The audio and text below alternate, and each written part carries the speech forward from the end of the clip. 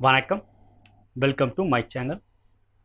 பாரத் கர்மா healing centre சார்பாக ஜோதிடர் நல்ல பிரம்மா பேசுகின்றேன். தற்பொழுது நாம் மதிப்பிற்குரிய மகர ராசி அன்பர்களுக்கான பிப்ரவரி மாத கோச்சார பலன்களை காணவிருக்கிறோம். அன்புள்ள மகர ராசி அன்பர்களே, நண்பர்களோ பகைவர்களோ விரோதிகளோ எல்லோரையும் சமமாக கருதக்கூடியவர்கள் நீங்கள். எப்பொழுதும் உழைக்கும் வர்க்கத்தின் ஆதரவை பெற்ற நீங்கள் நேர்மையை குறிக்கோளாக கொண்டவர்கள். என்னுடைய அனுபவத்தில் மிகப்பெரிய தொழிலதிபர்கள் சாதனையாளர்கள் எல்லாம் மகர ராசியில் பிறந்தவர்களை கண்டிருக்கின்றேன். ஏனென்றால் உழைப்பிற்கு அஞ்சாதவர்கள் நீங்கள். எவ்வளவு கடின உழைப்பாக இருந்தாலும் அவையை எளிதாக எடுத்துக்கொண்டு உங்களுடைய உழைக்கும் திறனை முழுமையாக வெளிப்படுத்தி மிகப்பெரிய வெற்றிகளெல்லாம் பெறக்கூடிய ஆற்றல் படைத்தவர்களே நீங்கள். எப்படியெனில் உங்களுடைய ராசியாதிபதி தான் சனீஸ்வர பகவான். உழைக்கும் வர்க்கத்தின் பிரதிநிதியாக கருதப்படக்கூடியவரே சனீஸ்வர பகவான். அவரே உங்களுடைய ராசிக்கு 2ஆம் இடம் என்கின்ற தனஸ்தானத்திற்கும் அதிபதி. எனவே உழைப்பை மூலதனமாக, புத்திசாலி தனத்தை மூலதனமாக வைத்து பொருளீட்டக்கூடிய ஆற்றல் படைத்தவர்கள் நீங்கள்.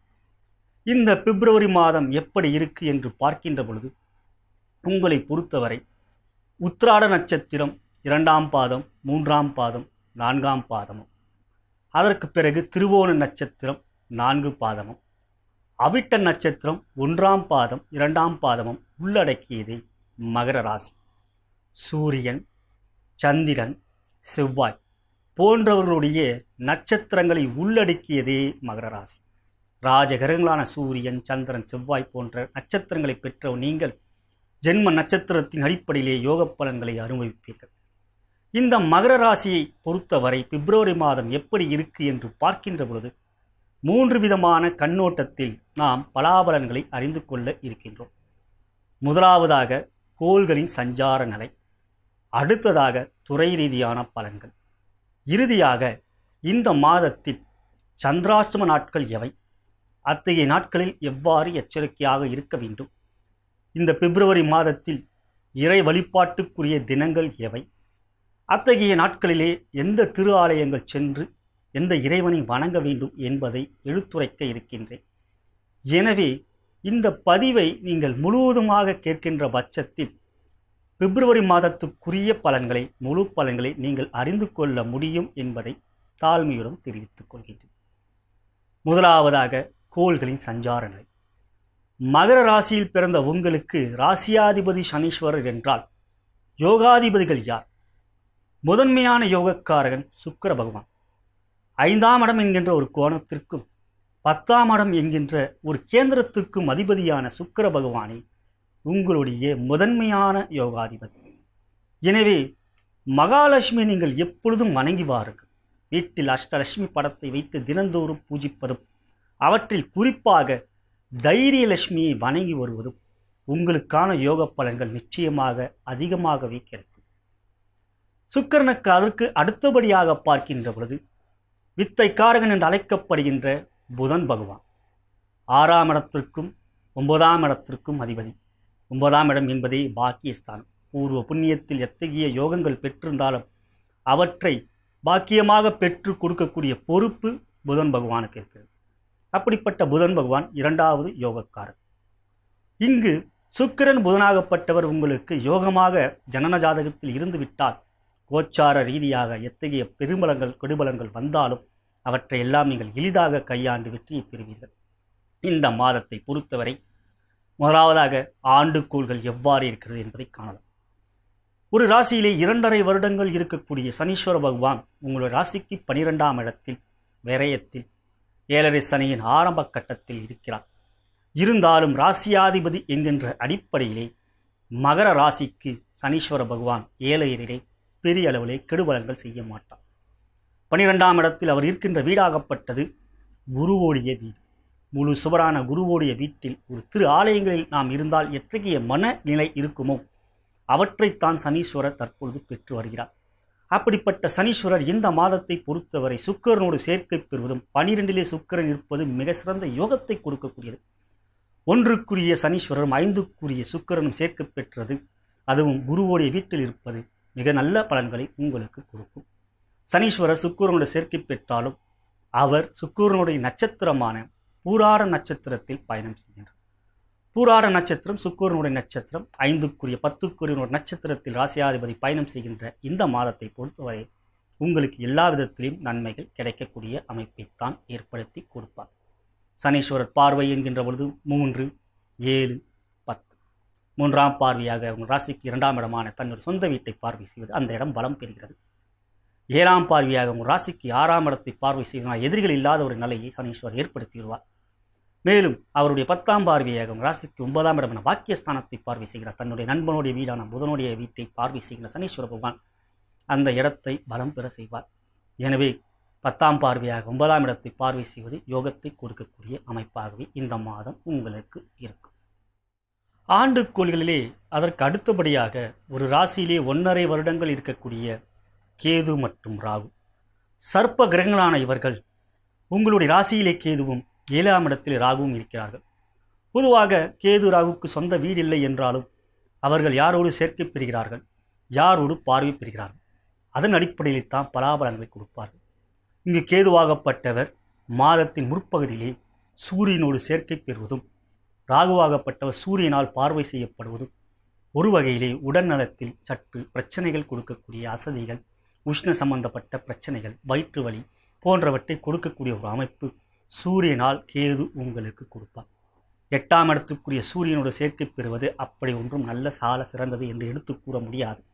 இருந்தாலும் பிப்ரவரி மாதம் 14ஆம் தேதி என்று சூரியன் கேதுவை விட்டு விலகி விடுவதனால் அதுவரை சற்று உடல்நலத்தில் எச்சரிக்கையாகவும், வாகனங்கள் செல்லும் பொழுது சற்று எச்சரிக்கையாக கவனத்தோடு வாகனங்கள் ஓட்டுவதும், அலைபேசியில் பேசிக்கொண்டு வாகனம் ஓட்டாமல் இருப்பதும் நல்லது. இவ்வாறு பார்க்கின்ற பொழுது கேதுவாகப்பட்டவர் சனியோட வீட்டில் இருப்பதனால் சனியாகவும் அவர் பிரதிபலிப்பார். கேதுவாகப்பட்டவர் இறை நாட்டத்தை கொடுப்பார், இறை நம்பிக்கையை கொடுப்பார். இறை வழிபாட்டு முறையிலே நீங்கள் மிகுந்த சிரத்தை எடுத்து மிகுந்த கவனத்தோடு செய்கின்ற பொழுது அவற்றினால் யோக பலன்களைத்தான் நீங்கள் பெறுவீர்கள். 7ஆம் இடத்தில் அமர்ந்திருக்கின்ற ராகு கணவன் மனைவி உறவிலே சிறு சிறு விரசல்கள் கொடுத்தாலும் குருவோடைய பார்வையை பெறுகின்ற அமைப்பிலே ராகு பெரிய அளவில் கெடுபலங்கள் கொடுக்க மாட்டார். கணவன் மனைவி உறவுகளே சற்று விட்டு கொடுத்து போவது நல்லது. இந்த மாதத்தை பொறுத்தவரை கேது மற்றும் ராகுவால் சிறு சிறு மன சஞ்சலங்கள், குழப்பங்கள் இருந்தாலும் பெரிய அளவிலே பாதிப்புகள் இல்லாமல் இருக்கும். ஆண்டு கோள்களிலே இறுதியாக ஒரு ராசியிலே 1 வருடம் இருக்கக்கூடிய குரு பகவான், குரு 11ஆம் இடத்தில் இருப்பது கோச்சார ரீதியாக மிக யோக பலன்களை கொடுக்கும். குருவாகப்பட்டவர் 2, 5, 7, 9, 11 போன்ற இடங்களில் அமரும் பொழுது அபரிதமான யோகத்தையும் மிக சிறந்த ஞானத்தையும் அறிவாற்றலையும் சிந்தனைகளிலே தெளிவும் கொடுப்பார். இங்கு 11ஆம் இடத்தில் அதாவது செவ்வாயோட வீட்டில் இருக்கின்ற குரு பகவான் மிக நல்ல யோக பலன்களையும் நல்ல தன லாபத்தையும் செய்கின்ற செயலுக்கு சரியான அங்கீகாரமும் நற்சான்றிதழும் கிடைக்கக்கூடிய மிகப்பெரிய தன லாபமும் தன வரவும், புதிய பொருள்கள் வாங்கக்கூடிய, வீடு மனை வாங்கக்கூடிய யோகத்தை எல்லாம் குரு பகவான் உங்களுக்கு கொடுப்பார். ஒரு புதிய முயற்சி எடுப்பீர்கள். இந்த மாதத்தை பொறுத்தவரை அவற்றினால் பெரிய வெற்றியை பெறுவீர்கள். எப்படி எனில், குரு அமர்ந்திருக்கின்ற வீடு செவ்வாய், அதாவது விருச்சிகத்துடைய வீடு. அந்த வீட்டுக்கு அதிபதி செவ்வாய் 4ஆம் இடத்தில் ஆட்சியாக இருந்த அவருடைய 8ஆம் பார்வையாக குருவை பார்வை செய்வதும், குருவும் செவ்வாயும் மிகுந்த நண்பர்கள் என்பதனால் 11ஆம் இடம் என்கின்ற லாபஸ்தானத்தில் அமர்ந்திருக்கின்ற குரு தனவரவை அதிகப்படுத்தி அவற்றை சரியான ஒரு முதலீடு செய்ய வைத்து அவற்றில் எதிர்காலத்துக்கு உங்களுக்கு பேருதவியாக இருக்கின்ற வகையாகவே அத்தகைய முதலீடு இருக்கும். சுப விரயமாகவே உங்களுடைய தனவரவு அது அமையும். இவையெல்லாம் உங்களுக்கு குருவால் பரிபூர்ணமாக கிடைக்கப்பெறும். குரு இருக்கின்ற இடத்தை அதிகப்படுத்துவார் என்றாலும் அவர் பார்வை செய்கின்ற இடம்தான் மிக அதிக பலம் பெறும். குரு பார்வை கோடி நன்மை என்பார்கள்.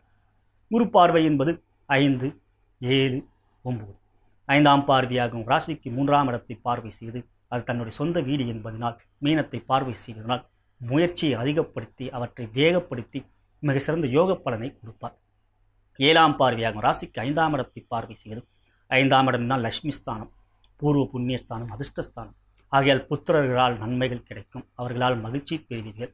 தந்தை மகன் உறவாகப்பட்டது, தந்தை மகள் உறவாகப்பட்டதோ, தாய் மகள் உருவாகப்பட்டதோ மிக சிறந்த முறையில் இருக்கும். அவர்களால் உங்களுக்கு பெரும் மகிழ்ச்சி கிடைக்கக்கூடிய அமைப்பிலே அவர்கள் செயலாற்றுவார்கள். மேலும் அதிர்ஷ்ட காட்டு வீசக்கூடிய அமைப்பை 5ஆம் இடத்தை பார்வை செய்கின்ற குருவால் நீங்கள் பெறுவீர்கள். குருவுடைய இறுதி பார்வையாக 9ஆம் பார்வையாக உங்கள் ராசிக்கு 7ஆம் இடத்தை பார்வை செய்கிறார். அங்கு இருக்கின்ற ராகுவை பார்வை செய்வதனால் ராகு பெரிய அளவில் கெடுபலன்கள் செய்யாத வண்ணமாகவே இருக்கும். 7ஆம் இடம் என்பது கொடுக்கல் வாங்கல் கொடுக்கக்கூடிய தனவரவு எவ்வாறு செயல்படுத்துவோம் செலவு பண்ணுவோம் என்பதும் கூட்டு தொழில் செய்பவர்களுக்கு எந்த இடம் முக்கியம் என்றால் 7ஆம் இடம் எவ்வாறு இருக்கிறது. எனவே குருவான பார்வை 7ஆம் இடத்தை பார்வை செய்வது மிக சிறந்த எண்ணங்கள் செயல்கள் அவற்றினால் உங்களுக்கு யோகங்கள் பெறக்கூடிய அமைப்பாகவே இந்த பிப்ரவரி மாதம் அமையும். மாதக்கோள்கள் மாதக்கோள்களிலே நான் ஏற்கனவே கூறியவாறு உங்கள் ராசிக்கு யோகாதிபதியான சுக்கிரன் பிப்ரவரி மாதம் 23ஆம் தேதி வரை ராசிக்கு 12ஆம் இடத்தில் இருப்பது மிக அற்புதமான யோகமும் போஜன சுகம், மேலும் மன மகிழ்ச்சி, புதிய வெளியூர் செல்லக்கூடிய ஒரு வாய்ப்பு, அவற்றிலே நீங்கள் செயலாற்றி மிக சிறந்த யோக பலன்களை பெறக்கூடிய அமைப்பு. மேலும் 12ஆம் இடம் என்பது அயனஸ்தானம் ஆகையால் அந்த இடமாகப்பட்டது நல்ல சயன சுகம் கொடுக்கும், நல்ல ஒரு தூக்கம், அந்த தூக்கத்திலே மனமாகப்பட்டது புத்துணர்ச்சி பெற்று தினந்தோறும் நல்ல செயலாற்றக்கூடிய ஒரு அமைப்பை சுக்கிரன் உங்களுக்கு ஏற்படுத்தி கொடுப்பார். பிப்ரவரி மாதம் 24ஆம் தேதி உங்கள் ராசிக்கு வருகின்ற சுக்கிரன் மேலும் அதிகமான யோக பலன்களை கொடுப்பார். 5க்குரியவன் ராசியில் அமர்வது மிக சிறந்த யோகத்தை கொடுக்கக்கூடிய அமைப்பாக இருக்கும். அதற்கு அடுத்தபடியாக உங்கள் ராசிக்கு யோகாதிபதியான புதன் பகவான் சுக்கிரன் எவ்வாறு யோக பலன்களை கொடுக்கிறார் என்றால் அதே போல் புதன் கொடுப்பாரா என்றால் இல்லை. புதனாகப்பட்டவர் பிப்ரவரி மாதம் 6ஆம் தேதி வரை ராசியில் இருக்கின்ற பொழுது மனதிலே குழப்பத்தை கொடுப்பார். கேதுவோடு சேர்க்கை பெற்றிருப்பதால் பெருமாளை வணங்கி வருவது அவற்றினால் ஏற்படக்கூடிய கெடுபலன்கள் நிவர்த்தி ஆகும். பிப்ரவரி மாதம் 22ஆம் தேதி வருகின்ற சங்கடஹர சதுர்த்தி அன்று கணபதியை வணங்கிவிட்டு வருவதால் சங்கடங்கள் எல்லாம் அகன்று நன்மை கிடைக்கும். புதனாகப்பட்டவர் பிப்ரவரி மாதம் 7ஆம் தேதி அன்று உங்களுடைய ராசிக்கு 2ஆம் இடம் மகரத்திலிருந்து கும்பத்துக்கு வருகிறார். கோபத்தை அதிகப்படுத்தி விடுவார். எதை எடுத்தாலும் ஒரு புணர்ச்சி வசப்படுவீர்கள். அவசரமாக ஏதாவது வார்த்தைகளை கொட்டி விடுவீர்கள். அதற்கு பிறகு வருத்தப்படுவீர்கள். இவையெல்லாம் உங்களுக்கு பிப்ரவரி மாதம் 7ஆம் தேதி முதல் பிப்ரவரி மாதம் 24ஆம் தேதி வரை புதன் 2இல் இருந்து கொடுப்பார். பிப்ரவரி மாதம் 25ஆம் தேதி அன்று உங்களுடைய ராசிக்கு 2ஆம் இடத்தில் இருந்த புதன் 3ஆம் இடமான மீனத்துக்கு பயிற்சியாவார். மீனத்தில் அவர் நீச்சமானாலும் குருவுடைய பார்வை பெறுவதனால் 3ஆம் இடத்தில் புதன் நன்மையே உங்களுக்கு செய்வார். இவையெல்லாம் புதனால் இந்த மாதம் நீங்கள் பெறப்போகின்றீர்கள். மாத கூலிகளிலே அதற்கு அடுத்தபடியாக சூரிய பகவான் உங்களோட ராசியாதிபதியான சனிக்கு ஜென்மப்பகை சூரிய பகவான் 8ஆம் இடத்துக்குரிய அஷ்டமாதிபதி.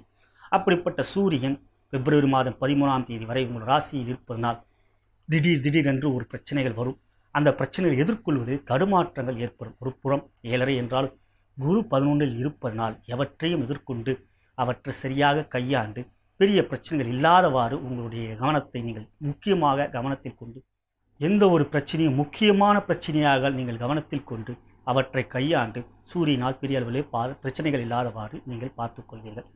பிப்ரவரி மாதம் 14ஆம் தேதி அன்று உங்களுடைய ராசிக்கு 2ஆம் இடத்துக்கு வருகிறார். 2ஆம் இடத்துக்கு வருகின்ற சூரியன் தன்னுடைய 7ஆம் பார்வையாக அவருடைய சொந்த வீடான 8ஆம் இடத்தை பார்வை செய்கிறார், சிம்மத்தை.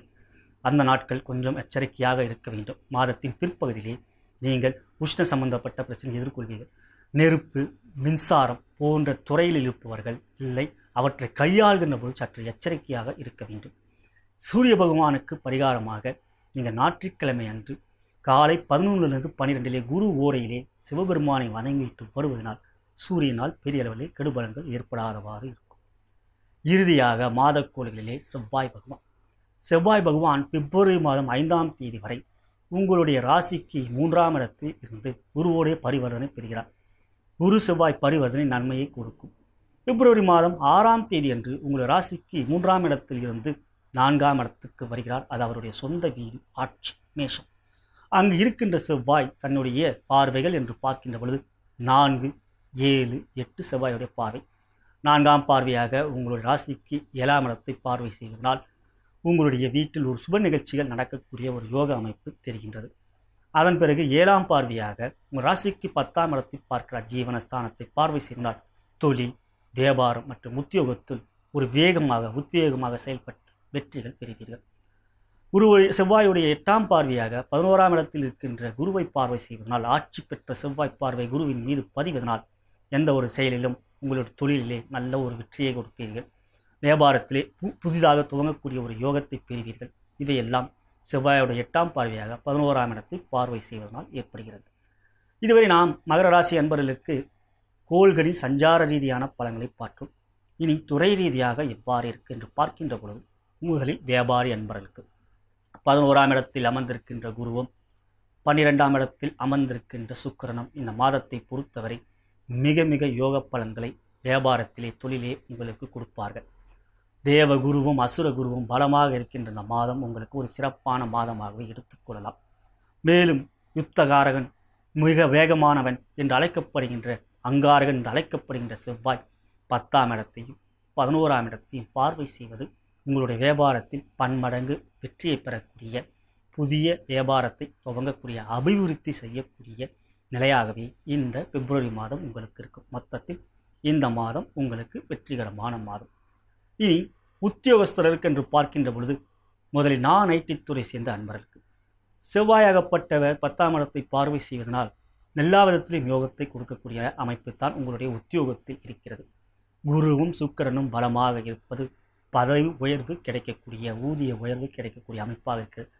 7.5 சனி நடந்து கொண்டிருப்பதனால் சனிக்கிழமை அன்று ஆஞ்சநேயரை வழிபடுவது, மேலும் தினந்தோறும் கணபதியை வணங்கி வருவதனால் சனீஸ்வரரால் உங்களுக்கு நன்மையே கிடைக்கும். ராசியாதிபதி என்ற அடிப்படையிலும் இறை வெளிப்பாட்டின் மூலம் அவரை சாந்தப்படுத்தி மேலும் யோகத்தை பெறக்கூடிய அமைப்புத்தான் இந்த இறை வெளிப்பாடு. மேலும் உங்களுக்கு சூரியன் இந்த மாதத்தை பொறுத்தவரை ராசியிலும் 2ஆம் இடத்திலும் பயணம் செய்வது உங்களுடைய மேலதிகாரிகள் உங்களிடம் சற்று இணக்கமான போக்கை காட்டுவார்கள். இருந்தாலும் சக ஊழியர்கள் மறைமுகமாக உங்களுக்கு எதிராக வேலை செய்யக்கூடிய ஒரு அமைப்பு தெரிகிறது. எனவே சக ஊழியரிடம் வார்த்தைகள் கவனமாக பேசுவது, மேலும் உங்களுடைய வேலையை நீங்கள் கண்ணும் கருத்துமாக முன்னின்று நீங்களே சிரத்தை எடுத்து செய்து விடுவதனால் உத்தியோகத்தில் உங்களுக்கு வெற்றி கிடைக்கக்கூடிய மாதம் இந்த பிப்ரவரி மாதம். இனி ஐடி துறையை சேர்ந்த நண்பர்களுக்கு என்று பார்க்கின்ற பொழுது உங்களுக்கு இந்த மாதம் மிக சிறந்த ஒரு யோகத்தை கொடுக்கக்கூடிய ஒரு மாதம். 12ஆம் இடம் என்பது அயல்நாட்டுக்கு செல்லக்கூடிய ஒரு யோகத்தை கொடுக்கக்கூடிய இடமாகும். ஒருவர் வெளியூருக்கோ வெளிநாட்டுக்கோ வேலை நிமித்தமாக சென்று பொருள் ஈட்டுவார்கள் என்றால் அவர்களுக்கு 12ஆம் இடம் சிறப்பாக இருக்க வேண்டும். உங்களுடைய ராசிக்கு யோகக்காரனான சுக்கிரனும் ராசியாதிபதியும் தற்பொழுது 12ஆம் இடத்தில் இருப்பது திடீரென்று ஒரு யோகம் பெற்று அயல்நாட்டுக்கு செல்லக்கூடிய ஒரு யோகம் கொடுக்கக்கூடிய மாதமாகவே இருக்கிறது. அதற்கான முயற்சி நீங்கள் தாராளமாக எடுக்கலாம். மற்றபடி உங்களுடைய துறையிலே இந்த மாதம் வெற்றியை பெறுவீர்கள். இனி நாம் பெண்களுக்கான பலன்கள் என்று பார்க்கின்ற பொழுது முதலில் திருமணமான பெண்களுக்கு உங்களை பொறுத்தவரை குரு பலமாக இருக்கிறார், சுக்கிரன் பலமாக இருக்கிறார். ஆனால் இந்த மாதத்திலே சூரியன் உங்களுக்கு சாதகமான நிலையில் இல்லை. எனவே வார்த்தைகளில் குடும்பத்தில் சற்று எச்சரிக்கையாக கையாள வேண்டும். உற்றார் உறவினர்களிடம் சற்று இணக்கமான போக்கை கையாளுங்கள். வார்த்தைகளில் கனிவை கொண்டு எல்லோருடன் இனிமையாக பேசுவதன் மூலம் யோகமான குரு இருப்பதனால் எல்லாவற்றிலும் நன்மைகள் பெறுவீர்கள். வீட்டில் சுப நிகழ்ச்சிகள், சுப காரியங்கள் நடக்கக்கூடிய அமைப்பைத்தான் சுக்கிரன் 12இல் இருந்து உங்களுக்கு இந்த மாதம் இன்பத்தை கொடுக்கக்கூடிய அமைப்பாகவே அவர் இருக்கிறார். குழந்தை பேர் இல்லாதவர்களுக்கு அதற்கான ஒரு யோக செய்தி, நற்செய்தி கிடைக்கக்கூடிய மாதம் இந்த மாதம். 5ஆம் இடத்தை சுக்கிரன் அந்த 5ஆம் இடத்துக்குரிய தற்பொழுது நல்ல நிலையில் இருக்கிறார். மேலும் குருவாகப்பட்டவர் புத்திரக்காரகன், அவர் 5ஆம் இடத்தை பார்வை செய்வதனால் அதற்கான மகிழ்ச்சியான செய்தி இந்த மாதத்தில் கிடைக்கும். நான் முன்னதே கூறியவாறு உங்களுடைய புத்திரர்களால் உங்களுக்கு இந்த மாதம் மிக மிக மகிழ்ச்சியான செய்திகள், அவர்கள் செய்கின்ற நற்காரியங்களால் உங்களுக்கு நற்மதிப்பு சமூகத்தில் ஏற்படக்கூடிய ஒரு அமைப்பாகவே இந்த மாதம் இருக்கும். நீங்கள் உத்தியோகம், தொழில், வியாபாரம் செய்வதால் அவற்றிலெல்லாம் ஏற்றுமிகு மாதமாகவும் வெற்றிகரமான மாதமாகவே இந்த மாதம் உங்களுக்கு இருக்கும். 11ஆம் இடத்தில் இருக்கின்ற குரு மிக சிறந்த ஏற்றத்தை கொடுப்பார். 10ஆம் இடத்தை பார்வை செய்கின்ற செவ்வாய் மனோபலம், தன்னம்பிக்கை, விடாமுயற்சி கொடுத்து உங்களுடைய உத்தியோகத்திலே, தொழில், வியாபாரத்திலே மிகப்பெரிய வெற்றியை பெறக்கூடிய யோக அமைப்பு தான் இந்த பிப்ரவரி மாதம். இனி நாம் திருமணமாகாத பெண்களுக்கு என்று பார்க்கின்ற பொழுது குருபலன் பரிபூர்ணமாக இருக்கிறது. இந்த மாதம் உங்களுக்கு அதற்கான முயற்சி தாராளமாக சுபமாக கைகூடக்கூடிய அமைப்பாகவே இருக்கிறது. வெறும் நட்சத்திர பொருத்த மட்டும் பார்க்காமல் உங்களுடைய ஜாதகம், மணமகனோட ஜாதகம் எவ்வாறு பொருந்துகிறது என்ற அடிப்படையிலே, லக்னத்தின் அடிப்படையிலே ஒரு முடிவுக்கு வர வேண்டும் என்று கேட்டுக்கொள்கிறேன். நீங்கள் உத்தியோகம், தொழில், வியாபாரம் செய்வதால் அவற்றிலெல்லாம் மிக சிறந்த நன்மை இருக்கும். இருந்தாலும் சனீஸ்வரருக்கு என்று பார்க்கின்ற பொழுது தினமும் அனுமன் கவசத்தை படித்து வாருங்கள் அல்லது கேட்டு வாருங்கள். இவ்வாறு இருந்து வந்தாலே திருமண சுப நிகழ்ச்சி நடக்கக்கூடிய ஒரு யோகத்தை ஆஞ்சநேயர் அருள் புரிவார். அனுமன் கவசம் என்றுமே வாழ்க்கைக்கு அவை கவசமாகவே உங்களை பொறுத்தவரை, உங்களுடைய மகர ராசியை பொறுத்தவரை பரிபூர்ணமாக இருக்கிறது என்று நான் தெரிவித்துக் கொள்கின்றேன். இனி மாணவ கண்மணிகளுக்கு என்று பார்க்கின்ற பொழுது மாணவ கண்மணிகளே அதீத தன்னம்பிக்கை வைத்துக் கொள்ளாதீர்கள். தேர்வு நெருங்கி வருகிறது. எனவே கவனத்தோடு சிரத்தை எடுத்து படிப்பிலே கவனத்தை செலுத்துங்கள். குரு மிக பலமாக இருக்கின்றார். ஆகையால் குருவால் இந்த மாதம் உங்களுக்கு கல்வியில் நாட்டத்தை தான் கொடுக்கும், ஏற்றத்தையும் கொடுக்கும். பேராசிரியர்கள், ஆசிரியர்கள் உங்களுக்கு நல்வழி காட்டுவார்கள். அவற்றை பின்பற்றினாலே உங்களுக்கு இந்த மாதம் கல்வியிலே மேன்மை கிடைக்கும். கூடா நட்பு உங்களை விட்டு விலகும், நல்ல நட்பு ஏற்படும். இனி நாம் கலைத்துறையை சேர்ந்த அன்பர்களுக்கு என்று பார்க்கின்ற பொழுது உங்களுக்கு இந்த மாதம் கலையிலே மிகப்பெரிய யோகத்தையும் வெற்றியும் புதிய வாய்ப்புகளும் கிடைக்கக்கூடிய அமைப்புத்தான் சுக்கிரன் 12 இருப்பதும் குரு 11 இருப்பதும் தெரிய வருகிறது. எனவே இந்த மாதம் கலைத்துறையிலே உங்களுக்கு வெற்றிகள் கிடைக்கக்கூடிய அமைப்பைத்தான் நீங்கள் பெறுகிறீர்கள். இனி நாம் அரசியல் துறையை சேர்ந்த மகர ராசி அன்பர்களுக்கு என்று பார்க்கின்ற பொழுது இந்த மாதம் உங்களுக்கு அவ்வளவாக சாதகமான ஒரு நிலை இல்லை. சூரியன் கேதுவோடு சேர்க்கை பெறுவதும் 2ஆம் இடத்துக்கும் வருவதும் ஒரு சிறந்த ஏற்றத்தை கொடுக்குமா என்றால் இல்லை. எல்லாவற்றிலும் சில பிரச்சனைகள் அரசியலிலே உங்களுக்கு கிடைக்கும். இருப்பினும் 11ஆம் இடத்தில் இருக்கின்ற குரு எல்லாவற்றையும் மாற்றி கொடுக்கக்கூடிய வல்லமை படைத்தவர். எனவே உங்களுடைய துறையிலே நீங்கள் வெற்றியை பெற வேண்டுமெனில் ஒரு முறை திருநள்ளாறு சென்று அங்கு உள்ள சனீஸ்வர பகவானை வணங்கிவிட்டு வருவது நல்லது. இதுவரை நாம் மகர ராசி அன்பர்களுக்கு கோள்கள் ரீதியாகவும் மற்றும் துறை ரீதியாகவும் பார்த்தோம். இனி சந்திராசிரம நாட்கள். சந்திராசிரமம் என்றால் என்ன? 8ஆம் இடத்தில் அஷ்டமத்தில் வருகின்ற சந்திரன் அந்த நாட்களில் தான் சந்திராஷ்டமம். அப்படிப்பட்ட நாட்களிலே சந்திரன் மனோகாரகன். மனதளவிலே சிறு குழப்பங்கள், சஞ்சலங்கள், எவை செய்யலாம் எவை செய்ய வேண்டாம் என்பதை தடுமாற்றத்தை கொடுப்பார். எனவே அத்தகைய நாட்களில் சற்று எச்சரிக்கையாக இருப்பது நல்லது. புதிய ஒப்பந்தங்கள் போடுவது, வெளியூர் பயணம் செல்வது, மேலும் வீடு மாற்றுதல், வாகனம் வாங்குதல் போன்றவற்றை தவிர்ப்பது நல்லது. இந்த மாதத்தை பொறுத்தவரை உங்களுக்கு சந்திராசிரம நாட்கள் எவை என்றால் 19/2/2019 காலை 11:30 மணி முதல் 21/2/2019 காலை 10:30 மணி வரை சந்திராசிரம நாட்கள். அத்தகைய நாட்கள் சற்று எச்சரிக்கையாக இருங்கள். இந்த பிப்ரவரி மாதத்திலே இறை வழிபாட்டுக்குரிய தினங்கள் எவை, அவற்றை வழிபடுவதன் மூலம் எத்தகைய நன்மைகள் பெறுவீர்கள் என்பதை பார்க்கின்ற பொழுது பிப்ரவரி மாதம் 4ஆம் தேதி சனிக்கிழமை சனி மகா பிரதோஷம். பிரதோஷங்களிலே சனி மகா பிரதோஷம் என்பது மிக சிறப்பு வாய்ந்த விசேஷமான பிரதோஷமாகும். அத்தகைய நாட்களிலே சிவ ஆலயம் சென்று சிவபெருமானையும் நந்தி பெருமானையும் வணங்கிவிட்டு உங்கள் பெயருக்கு அர்ச்சனை செய்துவிட்டு வருவதனால் மிகப்பெரிய யோகங்களை பெறுவீர்கள்.